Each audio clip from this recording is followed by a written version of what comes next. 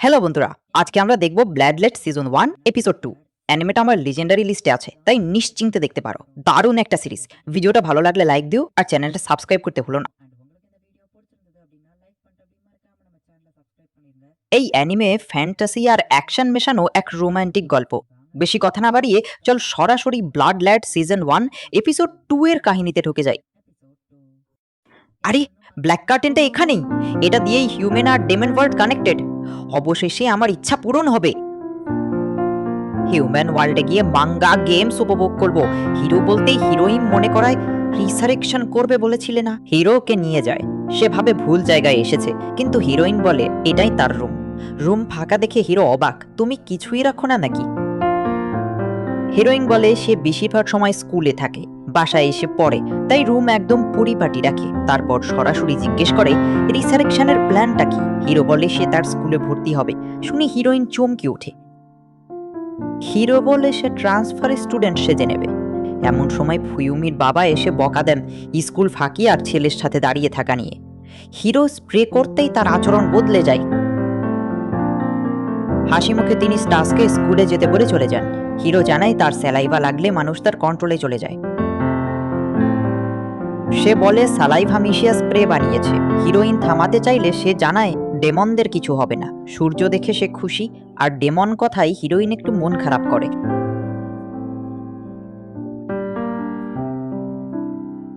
তবে আমরা ডেমন, এটা গোপনই রাখতে হবে।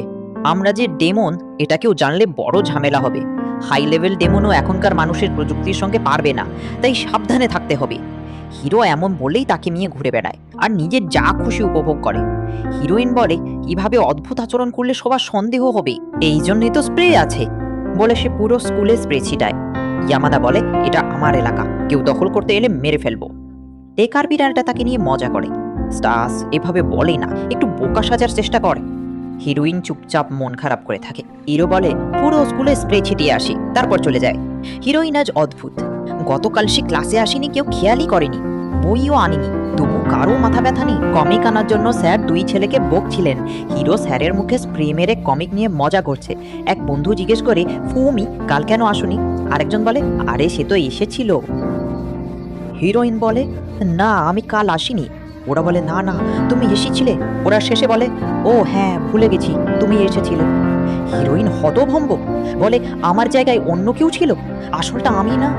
হিরোর ম্যাজিকের জন্য সে থাকুক বা না থাকুক কেউ টেরই পায় না, তাহলে আমি না থাকলেও কারো কিছু যায় আসে না। হিরোইন কষ্ট পেয়ে বলে এভাবে ভুয়া স্মৃতি বানিও না, আমি সত্যিটা বলতাম। হিরো জবাব দেয় কি বলবে, যে আমি মরে ভূত হয়ে আছি? শক্ত স্বাভাবিকই চলছে। হিরোইন বলে আমি না থাকলেও যদি কারো কষ্ট না হয় তাহলে মিলিয়েই যাই। হিরো বলে তাই চাও? কিছু করতে হবে না, তুমি তো আগেই মিলিয়ে যাচ্ছ।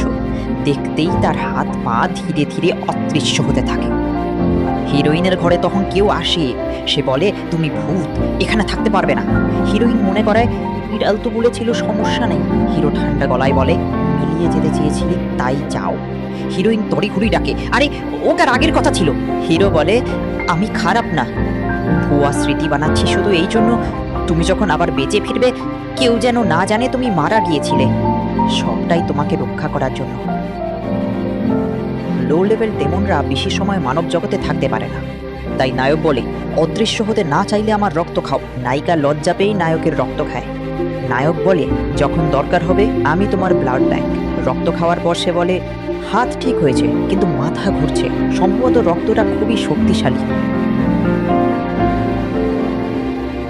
নায়ক ভাবে তাকে আবার বাঁচিয়ে তুলে তার রক্ত খাবে, কিন্তু অন্য মেয়েদের দেখে সেই অনুভূতি আসে না।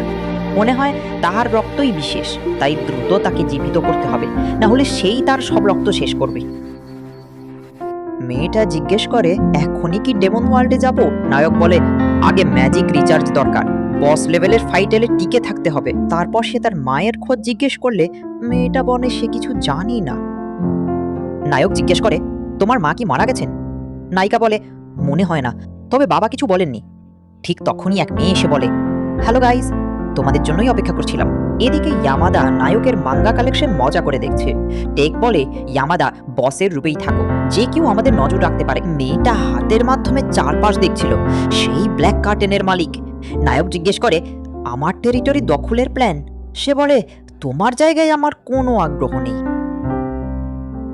মেয়েটা বলে, আমি high level special magic user, যেখানে খুশি যেতে পারি। ট্রেজার হান্টিংই আমার শখ, দুর্লভ জিনিস সংগ্রহ করি। আমার কার্টেন অনুমতি ছাড়া ব্যবহার করলে কিভাবে? নায়ক বলে, রাস্তায় ফেলে রাখলে যে কেউ ব্যবহার করবে। মেয়েটা বলে, ইচ্ছে করে রাখিনি, ভুলে গিয়েছিলাম। নায়ক হেসে বলে, ওটাই তো আসল ভুলে যাওয়ার।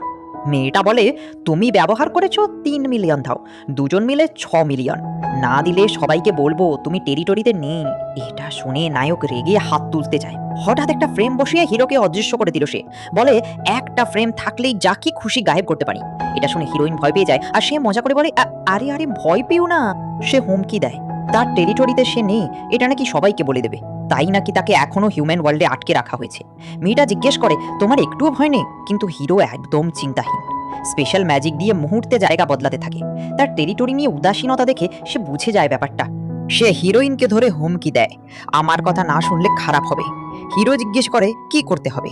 সে বলে, আন্ডারগ্রাউন্ডে একটা স্টোর আছে, সেখানকার একটা গুরুত্বপূর্ণ জিনিস চাই, সেটাই এনে দাও। হিরোইন জিজ্ঞেস করে, এসব কেন করছো? সে বলে, এটা সিক্রেট, নিজের ম্যাজিকেও কার্টেন তুলতে পারে না। দোকানদার বলে, এই দরজা দিয়ে ঢুকেছো মানে তোমরা ডেমন। হিরো অবাক হয়ে বলে, এটা তো হিউম্যান ওয়ার্ল্ড ভেবেছিলাম। দোকানদার বলে, এটা হিউম্যান ওয়ার্ল্ডের ডিমনদের কাপড়ের দোকান। হিরো জানায়, ভেতরের একটা গুরুত্বপূর্ণ জিনিস তার দরকার। দোকানদার ভেতরে ডাক দিয়ে বলে, এই ম্যাজিক যিনি বানিয়েছেন তিনি এটা তুলতে পারবেন। আমার স্পেশাল ম্যাজিক চুরি করেছে এক শক্তিশালী লোক, তাকে খুঁজে পেলেই। হিরোইন জিজ্ঞেস করে, পেলেই কি করবেন? সেই বলে, বিয়ে করব। সবাই চমকে যায়, জানায় এটা দোকানের সবচেয়ে দামি জিনিস, ওগার সামলে পূর্বপুরুষদের ব্যবহার করা বস্তু, ছিঁড়বে না, ময়লা হবে না। তুমি এটা চাইছো মানে নিশ্চয়ই বড় কোনো কারণ আছে। সে বলে, আগে প্রমাণ দাও তুমি যোগ্য, বলে হিরোকে খুশি মারে। হিরো হেসে বলে, এটা তো বাচ্চাদের মারার মতো, আমাকে মারলে পাল্টা মার খেতেও প্রস্তুত থাকো। ওই জিনিসটার জন্যই মারলে? এটা অপমান শুনে দোকানদার আবার এগিয়ে আসে। হিরো শান্ত গলায় বলে, শুধু তাকিয়েই তোমাকে থামাতে পারি, আমাকে মারতে আসছো? খুব ব্যথা লাগছে কিন্তু। ঠিক আছে, তুমি যোগ্য, নিজেই নিয়ে যাও, আমার এটা দরকার নেই। অন্যজন বলে, আমারও না, ফুয়ুমির গায়ে একটা আঁচড়ও পড়েনি, তাই তো? মেয়েটা বলে, হ্যাঁ, সে একদম সেফ।